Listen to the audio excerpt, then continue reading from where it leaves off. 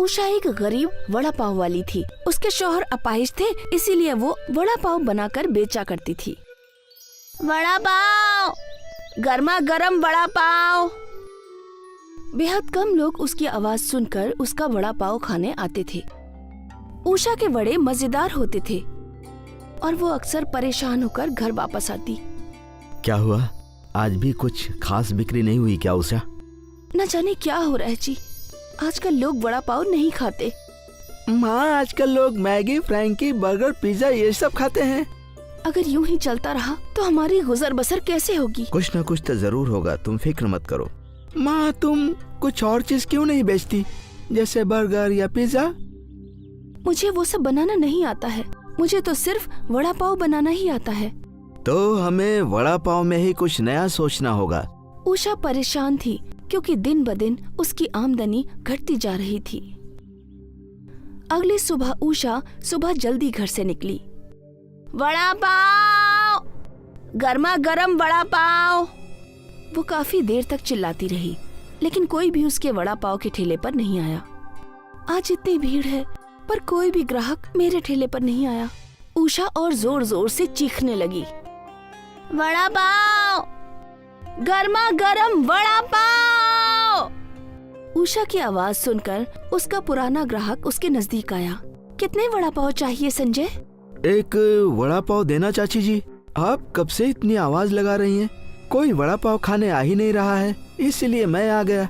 लगता है अब आपको वड़ा पाव कुछ नया ढंग से बनाना होगा, एकदम नया वड़ा पाव, जैसे रंगीन वड़ा पाव।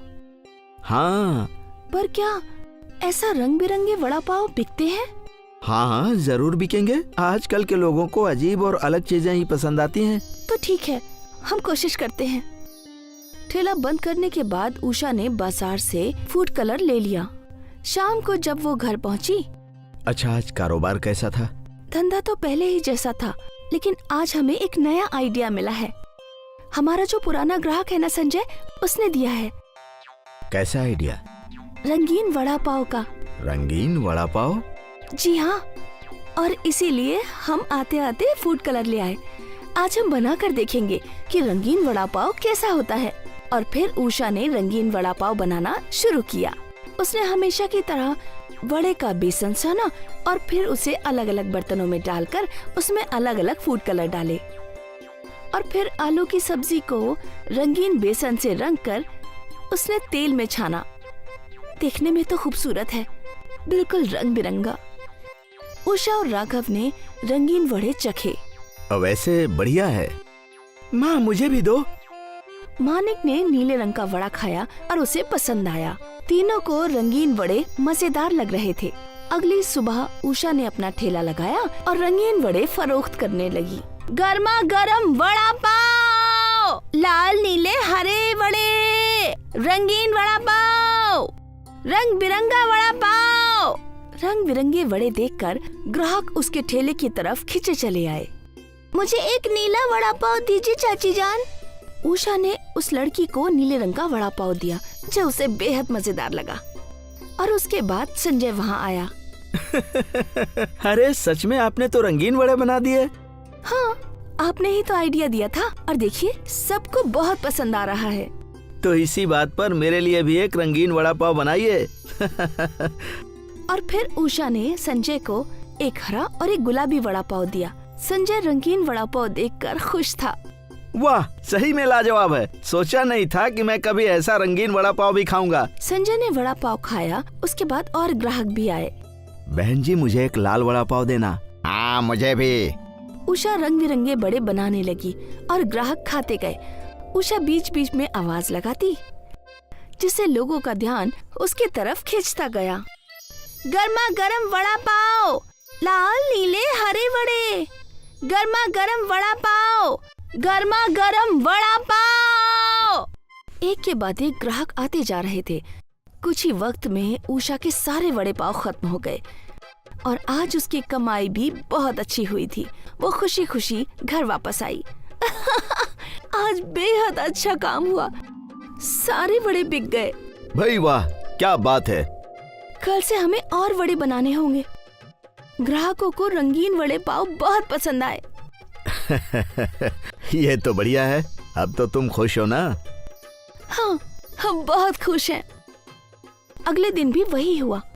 उषा की आवाज लगाते ही ग्राहक रंगीन वड़ा पाव खाने चले आए और आज बस 2 घंटे में ही उषा के सारे रंगीन वड़े खत्म हो गए। रंगीन वड़ा पाव मशहूर हो चुका था और उषा बेहद तरक्की करने लगी थी। अब उसका खानदान बेहद मुतमईन था। उषा बड़े अस्पताल में राघव का इलाज करा रही थी। अब वो ठेले की बजाय एक दुकान में रंगीन वड़ा पाव बेचा करती थी। रोज उषा की दुकान पर ग्राहकों की भीड़ लग जाती। उसके पास में डोसा सेंटर था मोहन का। इसके ग्राहक उषा के रंगीन वड़ा पाव की दुकान में जाने लगे। अरे ना जाने इस रंगीन वड़ा पाव वाली ने लोगों पर क्या जादू कर दिया है। मेरे तो सारे खरीदार भाग गए। मुझे इसे सबक सिखाना ही होगा। उस दिन जब उषा काम में मसरूफ थी तो मोहन ने उषा के लाल बेसन में मिर्ची मिला दी। अभी देखता हूँ लोग तेरा रंगीन वड़ा पाव कैसे पसंद करते हैं। और फिर मोहन अपनी दुकान में वापस चला गया। उषा इस बात से अनजान थी। उसने हमेशा की तरह वड़े बनाना शुरू किया और अपने ग्राहकों को दिया। वाह दीदी वाह, ये तो बहुत अलग है। मस्त, तीखा, लाल, लाजवाब है, एकदम लजीज है।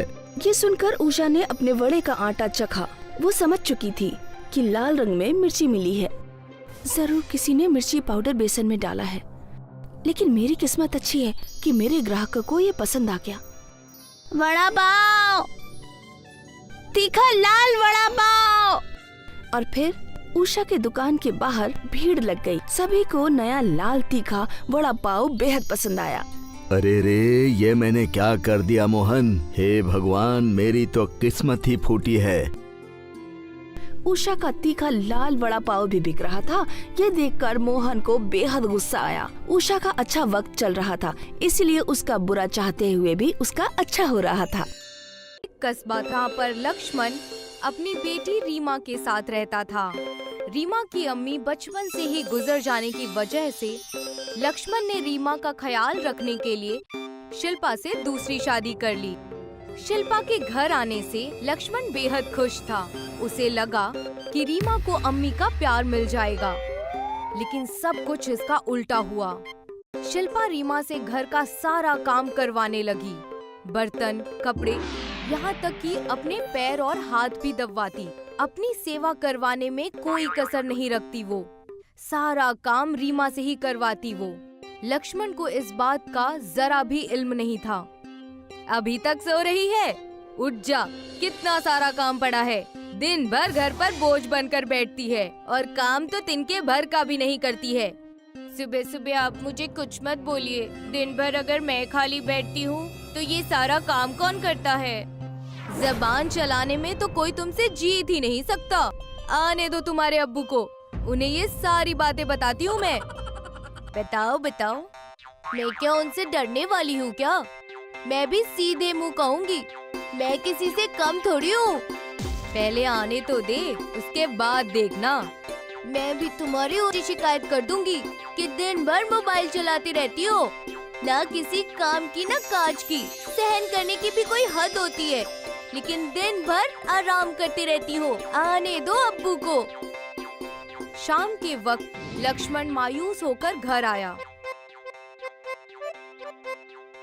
शिल्पा ने कहा, क्या हुआ? आप तो मायूस लग रहे हैं। कुछ बात हो गई क्या? या किसी ने कुछ कह दिया आपको? रीमा, जाकर पानी और कुछ खाने को लेकर आओ। अरे क्या बताऊं भाग्यवान, किसी ने कुछ कहा तो नहीं, पर मालिक ने मुझे काम से निकाल दिया। हमारी पूरी कंपनी बंद हो रही है। कंपनी के नुकसान में जाने की वजह से हमारे मालिक को बहुत नुकसान हो रहा है। इसीलिए उन्होंने कई पुराने और नए नौकरों को काम से निकाल दिया है। ये कैसी बात हुई? आप तो कितने सालों से वहाँ काम कर रहे हैं। अगर काम छूट जाएगा तो हम खाएंगे क्या? हे मालिक। हमारी बेटी अब बड़ी हो रही है। कुछ पैसे रीमा की शादी के लिए भी बचाए थे। इसी का इस्तेमाल करके कुछ धंधा खोलना होगा। अब्बू, क्यों ना हम वड़ा पाव का धंधा खोलें? ये वड़ा पाव का धंधा चल जाएगा। मैंने देखा है, वड़ा पाव का धंधा बहुत सस्ता और अच्छा होता है और लोगों का कम पैसों में ही पेट भर जाता है और सस्ते होने की वजह से लोग इसे दिन में कई बार खा सकते हैं। धंधे से क्या होगा, आप कोई काम ही ढूंढ लीजिए। बड़ी आई वड़ा पाव का धंधा करने वाली, जाकर अपना काम करना। नहीं, रीमा सही कह रही है, वड़ा पाव का व्यापार जोरों से चलेगा। मैं अभी इसकी कोई तरकीब निकालता हूँ। जी अब्बू, इस धंधे में आपकी मदद कोई करे या ना करे, पर मैं जरूर करूँगी। कोई करे या ना करे, क्या मतलब है तुम्हारा? मैं भी अपने शौहर का काम में हाथ बटाऊंगी।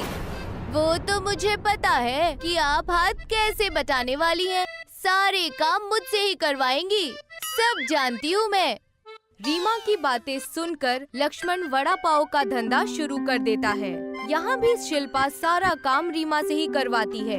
लोगों को वड़ा पाव देने से लेकर बड़े बड़े बर्तन साफ करवाने तक का काम रीमा ही करती है। शिल्पा तो बस एक बेगम की तरह वहाँ बैठी रहती थी। पूरे 1 महीने बीत चुके थे। लक्ष्मण बस चाहता था कि रीमा का स्कूल में दाखिला करा दे। तब शिल्पा ने कहा, नहीं, स्कूल कुछ नहीं, हमें एक और वड़ा पाव का धंधा शुरू कर देना चाहिए। रीमा अगले साल भी तो पढ़ सकती है। हाँ, और आपको नहीं लगता आप उस पर कुछ ज्यादा ही ध्यान दे रहे हैं? अगर हमारा बच्चा होता तो क्या आप उस पर भी इतना ध्यान देते? अरे मुझे पता है कि सारा का सारा काम वही दुकान पर करती है। तुम उससे सारे काम करवाती हो और पूरे दुकान की लक्ष्मी वही तो है। अगर वही सब करती है तो फिर मैं क्या करती हूँ?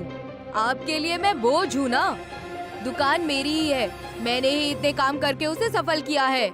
इसीलिए मैं चाहती हूँ कि ये वाली वड़ा पाव की दुकान आप मुझे दे दीजिए और फिर तय कर लीजिए कि आप अपनी बेटी के साथ रहेंगे या मेरे साथ।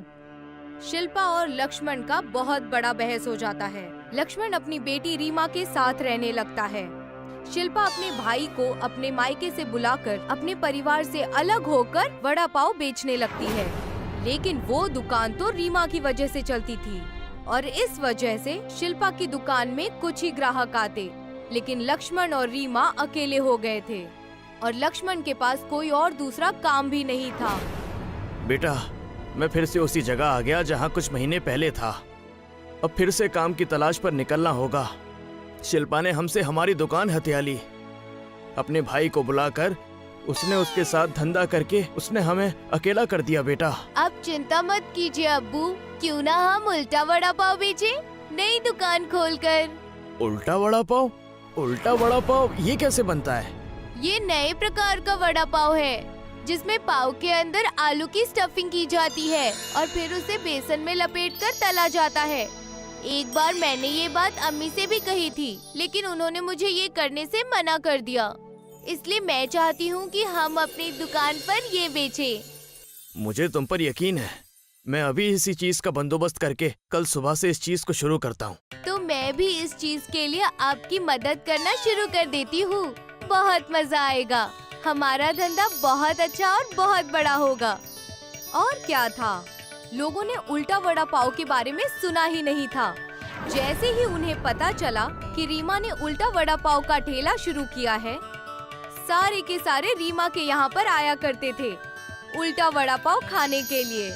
दुकान पहले ही दिन से बहुत अच्छी चलने लगी और शिल्पा के वड़ा पाव की दुकान से कोई भी वड़ा पाव नहीं लेता था। अरे रीमा बिटिया, हमें भी उल्टा वड़ा पाव का स्वाद चखाओ। अरे हम भी तो खाकर देखें जरा। जी काका, अभी लाई। उनकी दुकान तो खूब चल रही है और अगर हमारी दुकान ऐसी चलती रही तो मुझे घर जाना होगा। यहाँ मच्छर मारने से अच्छा है कि मैं घर चला जाऊँ। लेकिन तुम मुझे अकेला छोड़कर कैसे जा सकते हो? क्या ये है तुम्हारे बड़े भाई होने का फर्ज? शिल्पा का धंधा न चलने की वजह से उसका भाई अपने घर चले जाता है और शिल्पा अकेली पड़ जाती है। ना धंधा रहा, ना ही घर और ना ही भाई ने मदद की। दूसरी तरफ रीमा अच्छे स्कूल में जाने लगी। उसका उल्टा वड़ा पाव का धंधा खूब चलने लगा।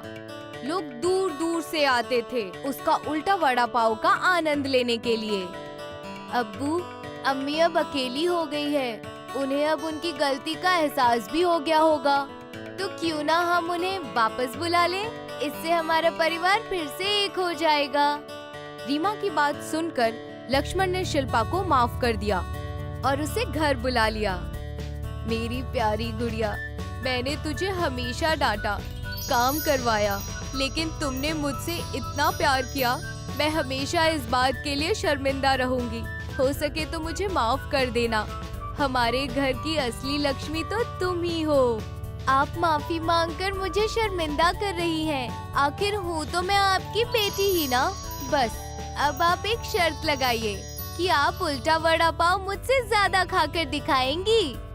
मैं कोशिश करूंगी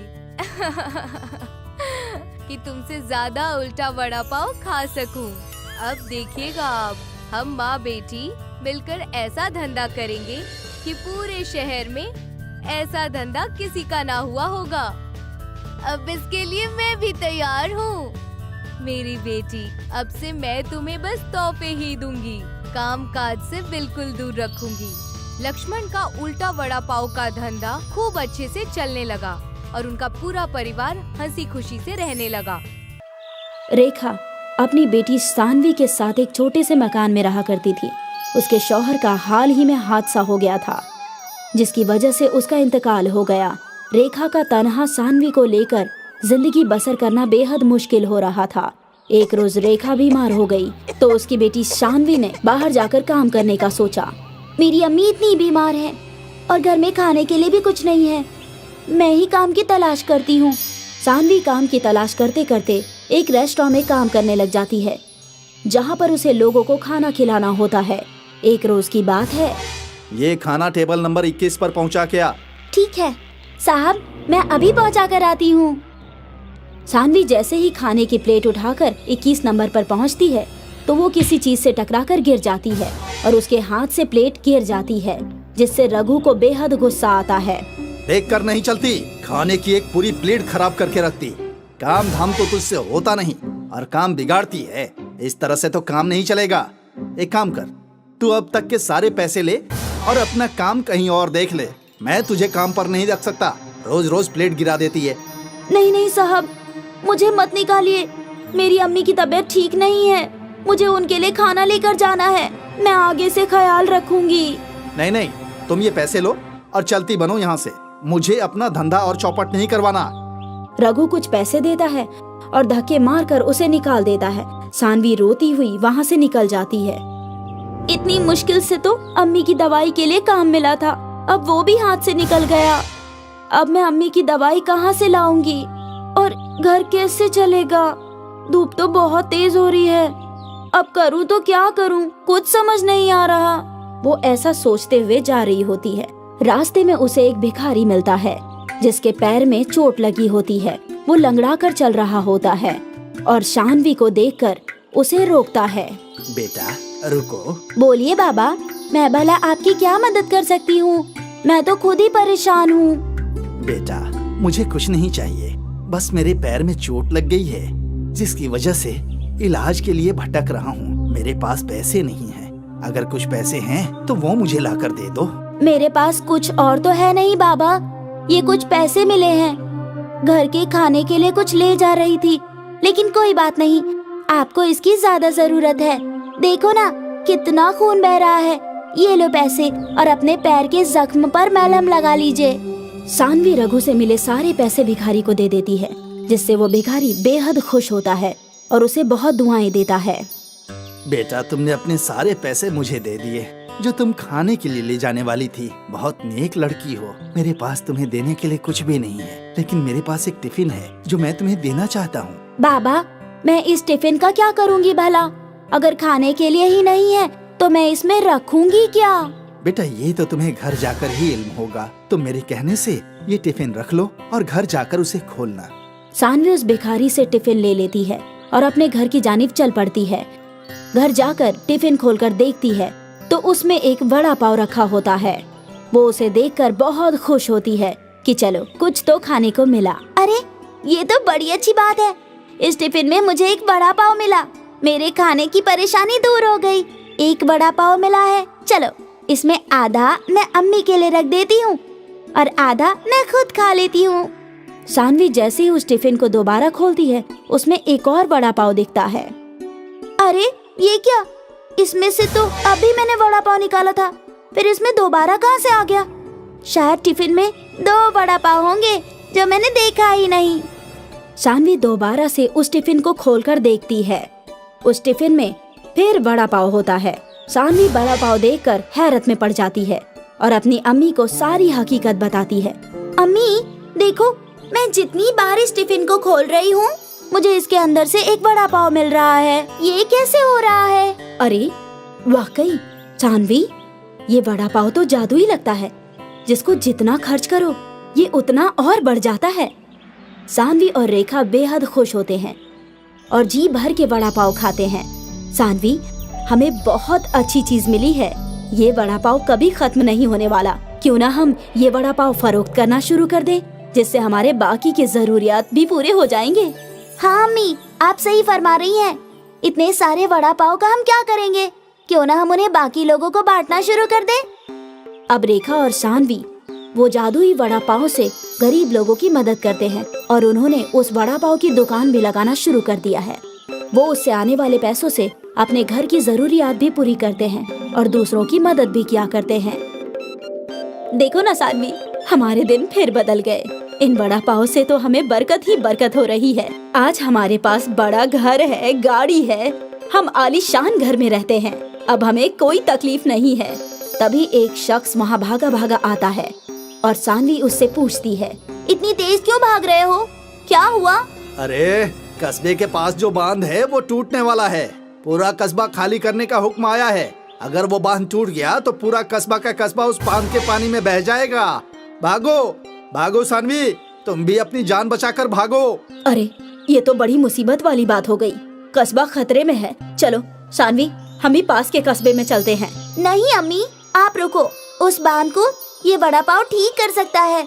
मुझे इस पर पूरा यकीन है। इसने हमारे सारे मुसीबत ठीक कर दिए, तो अब ये मुसीबत भी जरूर ठीक कर देगा।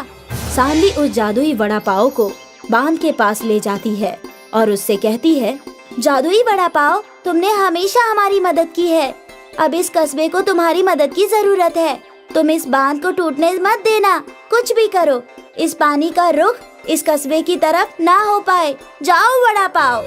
वड़ा पाव उड़ता हुआ उस बांध की जानिब जाता है और अपना साइज बढ़ा लेता है, जिसकी वजह से बांध टूटने से बच जाता है और पानी का बहाव कस्बे की तरफ न आकर वहीं के वहीं रुक जाता है। ये सब कस्बे वाले देखते हैं तो सब सानवी का बहुत बहुत शुक्रिया अदा करते हैं, उसे मुबारकबाद देते हैं। सानवी, तुमने वाकई कमाल का काम किया है। तुमने कस्बे को बहने से बचा लिया। हम सबको तुम पर फक्र है। सभी कस्बे वाले सानवी के लिए खुशी से तालियां बजाते हैं। अब सानवी और रेखा उस जादुई वड़ा पाव के जरिए सबकी मदद करते हुए अपनी जिंदगी बसर करते हैं। रेखा अपनी बेटी सानवी के साथ एक छोटे से मकान में रहा करती थी। उसके शौहर का हाल ही में हादसा हो गया था, जिसकी वजह से उसका इंतकाल हो गया।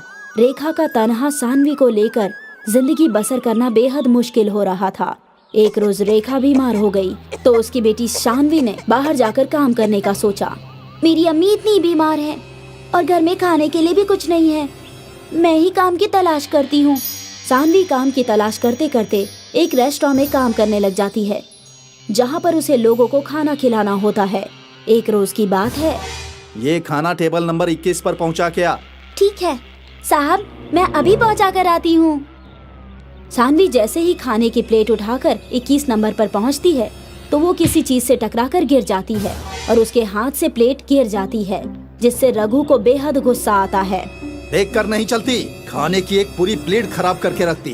काम धाम तो तुझसे होता नहीं और काम बिगाड़ती है। इस तरह से तो काम नहीं चलेगा। एक काम कर, तू अब तक के सारे पैसे ले और अपना काम कहीं और देख ले। मैं तुझे काम पर नहीं रख सकता। रोज रोज प्लेट गिरा देती है। नहीं नहीं साहब, मुझे मत निकालिए। मेरी अम्मी की तबीयत ठीक नहीं है। मुझे उनके लिए खाना लेकर जाना है। मैं आगे से ख्याल रखूंगी। नहीं नहीं, तुम ये पैसे लो और चलती बनो यहाँ से। मुझे अपना धंधा और चौपट नहीं करवाना। रघु कुछ पैसे देता है और धक्के मारकर उसे निकाल देता है। सानवी रोती हुई वहाँ से निकल जाती है। इतनी मुश्किल से तो अम्मी की दवाई के लिए काम मिला था, अब वो भी हाथ से निकल गया। अब मैं अम्मी की दवाई कहाँ से लाऊंगी और घर कैसे चलेगा? धूप तो बहुत तेज हो रही है। अब करूँ तो क्या करूँ, कुछ समझ नहीं आ रहा। वो ऐसा सोचते हुए जा रही होती है। रास्ते में उसे एक भिखारी मिलता है जिसके पैर में चोट लगी होती है। वो लंगड़ा कर चल रहा होता है और शानवी को देखकर उसे रोकता है। बेटा रुको। बोलिए बाबा, मैं भला आपकी क्या मदद कर सकती हूँ? मैं तो खुद ही परेशान हूँ। बेटा मुझे कुछ नहीं चाहिए, बस मेरे पैर में चोट लग गई है जिसकी वजह से इलाज के लिए भटक रहा हूँ। मेरे पास पैसे नहीं हैं। अगर कुछ पैसे हैं तो वो मुझे लाकर दे दो। मेरे पास कुछ और तो है नहीं बाबा, ये कुछ पैसे मिले हैं। घर के खाने के लिए कुछ ले जा रही थी, लेकिन कोई बात नहीं, आपको इसकी ज्यादा जरूरत है। देखो ना कितना खून बह रहा है। ये लो पैसे और अपने पैर के जख्म पर मलहम लगा लीजिए। सानवी रघु से मिले सारे पैसे भिखारी को दे देती है, जिससे वो भिखारी बेहद खुश होता है और उसे बहुत दुआएं देता है। बेटा तुमने अपने सारे पैसे मुझे दे दिए जो तुम खाने के लिए ले जाने वाली थी। बहुत नेक लड़की हो। मेरे पास तुम्हें देने के लिए कुछ भी नहीं है, लेकिन मेरे पास एक टिफिन है जो मैं तुम्हें देना चाहता हूँ। बाबा, मैं इस टिफिन का क्या करूँगी भला? अगर खाने के लिए ही नहीं है तो मैं इसमें रखूंगी क्या? बेटा ये तो तुम्हें घर जाकर ही इल्म होगा। तुम मेरे कहने से ये टिफिन रख लो और घर जाकर उसे खोलना। सानवी उस भिखारी से टिफिन ले लेती है और अपने घर की जानिब चल पड़ती है। घर जाकर टिफिन खोलकर देखती है तो उसमें एक वड़ा पाव रखा होता है। वो उसे देखकर बहुत खुश होती है कि चलो कुछ तो खाने को मिला। अरे ये तो बड़ी अच्छी बात है। इस टिफिन में मुझे एक वड़ा पाव मिला। मेरे खाने की परेशानी दूर हो गई। एक वड़ा पाव मिला है। चलो इसमें आधा मैं अम्मी के लिए रख देती हूँ और आधा मैं खुद खा लेती हूँ। सानवी जैसे ही उस टिफिन को दोबारा खोलती है, उसमें एक और वड़ा पाव दिखता है। अरे ये क्या? इसमें से तो अभी मैंने वड़ा पाव निकाला था, फिर इसमें दोबारा कहाँ से आ गया? शायद टिफिन में 2 वड़ा पाव होंगे जो मैंने देखा ही नहीं। सानवी दोबारा से उस टिफिन को खोलकर देखती है। उस टिफिन में फिर वड़ा पाव होता है। सानवी वड़ा पाव देखकर हैरत में पड़ जाती है और अपनी अम्मी को सारी हकीकत बताती है। अम्मी देखो, मैं जितनी बार इस टिफिन को खोल रही हूँ मुझे इसके अंदर से एक वड़ा पाव मिल रहा है। ये कैसे हो रहा है? अरे वाकई सानवी, ये वड़ा पाव तो जादू ही लगता है। जिसको जितना खर्च करो ये उतना और बढ़ जाता है। सानवी और रेखा बेहद खुश होते हैं और जी भर के वड़ा पाव खाते हैं। सानवी, हमें बहुत अच्छी चीज मिली है। ये वड़ा पाव कभी खत्म नहीं होने वाला। क्यों ना हम ये वड़ा पाव फरोख्त करना शुरू कर दें, जिससे हमारे बाकी के जरूरियात भी पूरे हो जाएंगे। हाँ अम्मी, आप सही फरमा रही हैं। इतने सारे वड़ा पाव का हम क्या करेंगे? क्यों ना हम उन्हें बाकी लोगों को बांटना शुरू कर दें। अब रेखा और सानवी वो जादुई वड़ा पाव से गरीब लोगों की मदद करते हैं और उन्होंने उस वड़ा पाव की दुकान भी लगाना शुरू कर दिया है। वो उससे आने वाले पैसों से अपने घर की जरूरियात भी पूरी करते हैं और दूसरों की मदद भी किया करते हैं। देखो ना सानवी, हमारे दिन फिर बदल गए। इन वड़ा पाव से तो हमें बरकत ही बरकत हो रही है। आज हमारे पास बड़ा घर है, गाड़ी है, हम आलीशान घर में रहते हैं। अब हमें कोई तकलीफ नहीं है। तभी एक शख्स वहाँ भागा भागा आता है और सानवी उससे पूछती है, इतनी तेज क्यों भाग रहे हो? क्या हुआ? अरे कस्बे के पास जो बांध है वो टूटने वाला है। पूरा कस्बा खाली करने का हुक्म आया है। अगर वो बांध टूट गया तो पूरा कस्बा का कस्बा उस बांध के पानी में बह जाएगा। भागो भागो सानवी, तुम भी अपनी जान बचाकर भागो। अरे ये तो बड़ी मुसीबत वाली बात हो गई। कस्बा खतरे में है। चलो सानवी, हम भी पास के कस्बे में चलते हैं। नहीं अम्मी, आप रुको। उस बांध को ये वड़ा पाव ठीक कर सकता है। मुझे इस पर पूरा यकीन है। इसने हमारे सारे मुसीबत ठीक कर दिए तो अब ये मुसीबत भी जरूर ठीक कर देगा। सानवी उस जादुई वड़ा पाव को बांध के पास ले जाती है और उससे कहती है, जादुई वड़ा पाव, तुमने हमेशा हमारी मदद की है। अब इस कस्बे को तुम्हारी मदद की जरूरत है। तुम इस बांध को टूटने मत देना। कुछ भी करो, इस पानी का रुख इस कस्बे की तरफ ना हो पाए। जाओ वड़ा पाव। वड़ा पाव उड़ता हुआ उस बांध की जानिब जाता है और अपना साइज बढ़ा लेता है, जिसकी वजह से बांध टूटने से बच जाता है और पानी का बहाव कस्बे की तरफ न आकर वहीं के वहीं रुक जाता है। ये सब कस्बे वाले देखते हैं तो सब सानवी का बहुत बहुत शुक्रिया अदा करते हैं, उसे मुबारकबाद देते हैं। सानवी, तुमने वाकई कमाल का काम किया है। तुमने कस्बे को बहने से बचा लिया। हम सबको तुम पर फक्र है। सभी कस्बे वाले सानवी के लिए खुशी से तालियां बजाते हैं। अब सानवी और रेखा उस जादुई वड़ा पाव के जरिए सबकी मदद करते हुए अपनी जिंदगी बसर करते हैं।